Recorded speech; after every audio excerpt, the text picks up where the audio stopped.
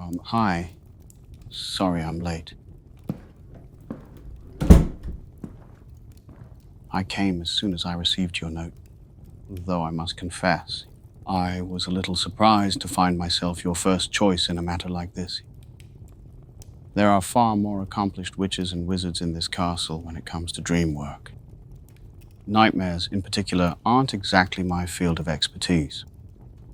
If it's a potion you're after, well, Severus would be the obvious candidate. Yes, I rather thought that might be your reaction. He does tend to leave a lasting impression, even on those of us who've known him for decades. What about Madame Pomfrey? She may not appear to dabble in the more mysterious branches of magic, but she's well versed in sleep disturbances, trauma, even mild hexes. Oh, not her either then. This is something you'd prefer kept private. I understand. You have my word that nothing we discuss here will leave this room.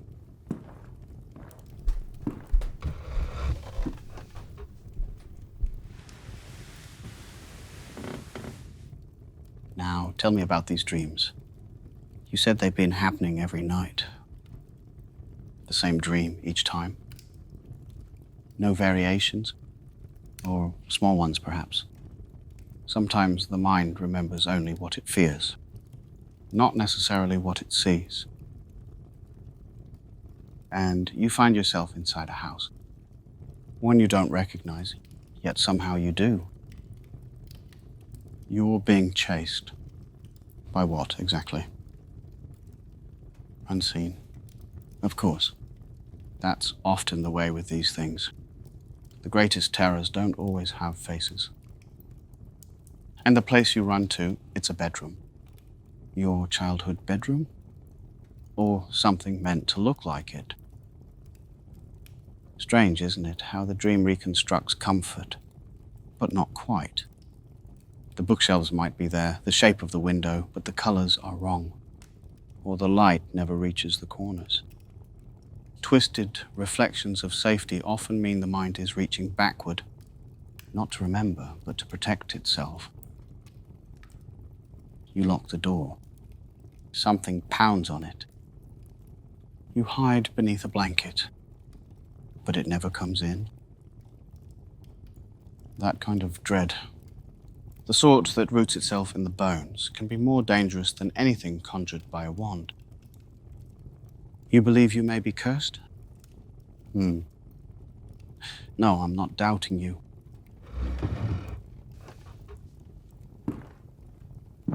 There are curses that embed themselves in the subconscious, rare and ancient, but not impossible. Still, I wonder if this is something older than magic, something more personal. For instance, that necklace you are wearing. May I see it? It's old, not in a fragile way, just loved, worn around the edges like something that's been kept close for a long time.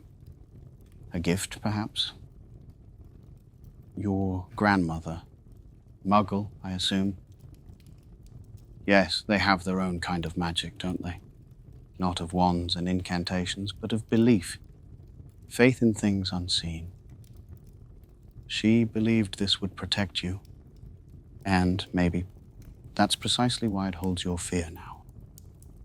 Protection, real or imagined, often becomes the vessel for the very thing it guards against. Not because it failed, but because it absorbed what you couldn't face at the time. That's not something to fear. It's something to listen to. I may not be a mind healer or a curse breaker, but I have studied fear, lived with it longer than I care to admit. If you'll allow me, there's something I'd like to try. It's not invasive. No enchantments, no spells. Just an old talisman and a bit of trust. It's used to guide the mind into a trance-like state. Nothing too deep, just enough to drift inward. I'll speak to you while you dream. My voice will anchor you. You'll see the dream again, but this time, you won't be alone in it. Now, lie down and get comfortable.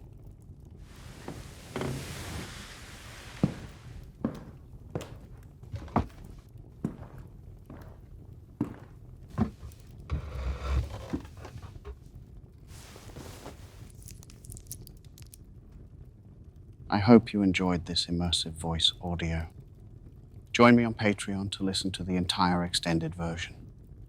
Our journey has just begun.